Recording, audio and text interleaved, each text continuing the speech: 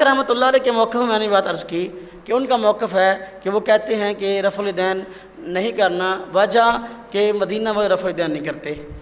آپ کہیں گے کہ آج کے مدینہ والے تو رفع الیدین کرتے ہیں۔ غیر مقلد سعودیہ والوں کا رفع الیدین دکھا کر لوگوں کو غیر مقلد بنا رہے ہیں، یہ بالکل جھوٹ، فراڈ اور دھوکے پہ مبنی بات ہے۔ سعودیہ والے حضرات بالکل ان کا غیر مقلدوں کے ساتھ کوئی تعلق نہیں ہے۔ اگر دو چار مسائل ملتے ہو تو اس سے کیا ہوا؟ نواب صدیق حسن خان ترجمان وہابیہ میں لکھتا ہے کہ وہ مکہ والے بھی رفع الیدین کرتے ہیں، سعودیہ والے نجدی حضرات ہم بھی کرتے ہیں، لیکن یہ نہ سمجھنا ہم اور وہ ایک ہیں، رفع الیدین ہمارا ایک ہے لیکن ہمارا ان سے کوئی تعلق نہیں ہے۔ جن کے بڑے یہ لکھ چکے ہیں تو وہ آج سعودیہ کے رفع الیدین کو دکھا کر جو ہے کہ وہ رفع الیدین کے قائل ہیں، تو لہذا جو ہے وہ ہم اور وہ ایک ہیں، تو اس لیے جو ہے رفع الیدین کیا کرو۔ اس کا مطلب ہے جو بھی رفع الیدین کا قائل ہے وہ تمہارا ہے۔ اگر یہ بات ہے، فقہ احمدیہ کھول کے دیکھو، فتاوی احمدیہ کھول کے دیکھو، مرزائیوں کے فتاوی وہ بھی رفع الیدین کے قائل ہیں، پھر کہو مرزائی اور ہم ایک ہیں۔ یہ تو کوئی بات نہ ہوئی یار،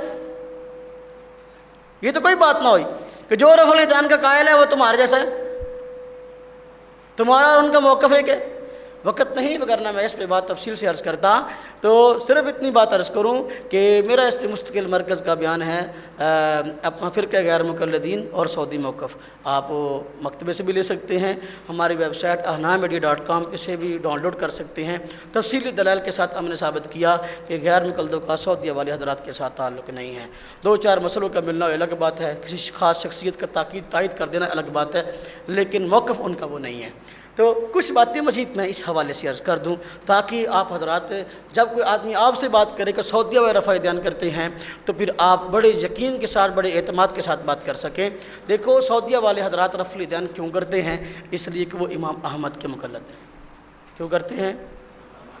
غیر مقلد حضرات تقلید کو شرک کہتے ہیں۔ آپ دیکھو کوئی امام ابو حنیفہ رحمۃ اللہ علیہ کا مقلد ہو یا کوئی امام احمد کا مقلد ہو، غیر مقلدوں کے ہاں جب ہے ہی تقلید شرک تو اب ان کے ہاں تو وہ مشرک ہے۔ مشرک کے عمل کو بطور دلیل کے پیش کرنا کس کا کام ہے؟ یا تو یہ کہو کہ جو ہے مقلد مشرک نہیں، پھر ہمیں مشرک کیوں کہتے ہو؟ اس لیے کہ وہاں سے ریال ملتے ہیں، ہمارے پاس ریال نہیں ہے۔ بھائی بات یہ ہے سعودیہ والے حضرات چونکہ مرکز میں بیٹھے ہیں اور وہ سب کی دل جوئی کرتے ہیں، جو ان کے پاس جائے اور ان کے ساتھ ہمدردی کا اظہار کرے تو وہ اس کے ساتھ دل جوئی کی بات کرتے ہیں، تو وہ الجھتے ان مسائل پہ نہیں ہیں۔ حضرت عبد الرحمن سدیس ہو یا کوئی اور امام حرم ہو، جتنے ائمہ حرمین ہیں، آپ نے کبھی سنا ہے کسی ائمہ حرمین میں سے کسی امام نے بھی کبھی ترک رفع الیدین کے قائل حضرات کو چیلنج کیا ہو کہ تمہاری نماز خلاف سنت ہے، آؤ ہم سے مناظرہ کرو؟ ایک ائمہ حرمین میں سے ایک کا حوالہ پیش کرو، کتاب کا پیش کر دو، تقریر کا پیش کر دو۔ ائمہ حرمین میں سے کبھی کسی نے بھی یہ اعلان نہیں کیا، کبھی چیلنج اور دعویٰ نہیں کیا تمہاری نماز خلاف سنت ہے اور ہم سے آ کے مناظرہ کرو، پھر تم کیوں کرتے ہو؟ معلوم ہوا تمہارے یہاں رفع الیدین کی حیثیت اور ہے اور سعودیہ والوں کے یہاں رفع الیدین کی حیثیت اور ہے۔ ایک بھی حوالہ اس بات پہ غیر مقلد پیش نہیں کر سکتا کہ ائمہ حرمین نے ہمیں چیلنج کیا ہو، کبھی سعودیہ کے اندر ائمہ حرمین نے مناظرہ کیا ہو۔ الحمدللہ ہم عمرہ کے لیے بھی جاتے ہیں، ہم حج کرنے کے لیے بھی جاتے ہیں اور وہاں جا کر بھی رفع الیدین کے بغیر نماز پڑھتے ہیں۔ ائمہ حرمین نے کبھی ہمیں کہا ہو تمہاری نماز خلاف سنت ہے، رفع الیدین کرو؟ آپ غیر مقلدین کی مسجد میں جائیں، رفع الیدین کے بغیر نماز پڑھیں، پھر دیکھنا وہاں کیا بنتا ہے۔ کوئی ہمارا آدمی غیر مقلدوں کی مسجد میں چلا جائے، رفع الیدین کے بغیر نماز پڑھے، فوراً اس کو پکڑ لیں گے، بٹھا لیں گے، تو رفع الیدین کیوں نہیں کیا؟ تو یہ نماز خلاف سنت ہے۔ تو وہاں تو بھائی ائمہ حرمین تو یہ کام نہیں کرتے۔ ان کے ہاں رفع الیدین کے مسئلے کی حیثیت اجتہادی ہے، وہ کہتے ہیں دلائل دونوں طرف ہیں، رفع الیدین کرنے پر بھی دلائل موجود ہیں، اس کے ترک پہ بھی دلائل موجود ہے۔ جو رفع الیدین کرتا ہے اس کے پاس الگ دلائل ہیں، وہ اپنے امام کی تقلید میں کرتا ہے۔ جو رفع الیدین نہیں کرتا اس کے پاس دلائل موجود ہیں، اپنے امام کی تقلید میں نہیں کرتا۔ سعودیہ والے حضرات امام احمد رحمۃ اللہ علیہ کے مقلد ہیں، امام احمد رحمۃ اللہ علیہ کے۔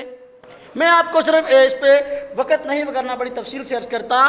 یہ ایک کتاب میرے ہاتھ میں ہے، لکھنے والے اپنا مشہور سعودی عالم حسن عبداللہ آل شیخ، ان کی کتاب ہے سعودی عرب کا عدالتی نظام۔ کیا نام ہے؟ سعودی عرب کا. یہ کتاب عربی میں تھی، یہاں پاکستان سے اس کا ترجمہ ہوا. تو اس کتاب کے اندر خود صفحہ نمبر 243 کے اندر انہوں نے کہا کہ سعودیہ کے اندر جو فیصلے ہوتے ہیں عدالتوں میں بھی، وہ امام احمد رحمۃ اللہ علیہ کے قول پہ ہوتے ہیں. کس پہ ہوتے ہیں؟